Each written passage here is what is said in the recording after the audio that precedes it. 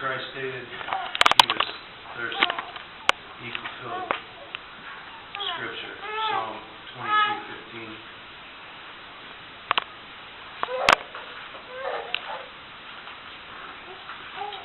He said, "My strength is dried up like a potsherd, and my tongue cleaveth to my jaws, and thou hast brought me into the dust of death." From that verse, it's obvious he was very thirsty, literally dying of thirst. And in Psalm 69:21, it says, "They gave me also gall for my meat, and in my thirst they gave me vinegar to drink." I don't deny the physical aspect of those words. After all the physical brutality that the Lord experienced from the Garden of Gethsemane to the cross, and until the time he gave up the ghost, I'm sure he was extremely thirsty. But I believe that the hardest, most difficult part of his thirsting was the spiritual thirst he had for his Father. It was far greater than any physical thirst that he went through. All the torment, all the physical pain, it was greater than all of that.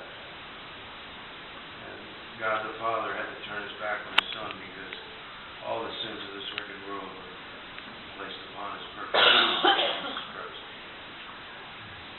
Spiritual separation from God can leave a person feeling dry and empty and most of all thirsty.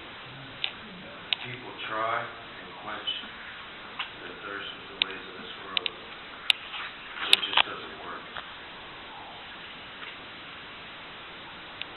An example is a cistern we built with our own hands, but they leak because they're artificial. We are drawing from wells that are dry. Jeremiah 2:13 says,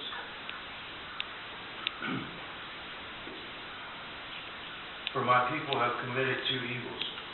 They have forsaken me, the fountain of living waters, and hewed them out of cisterns, broken cisterns, that can hold no water."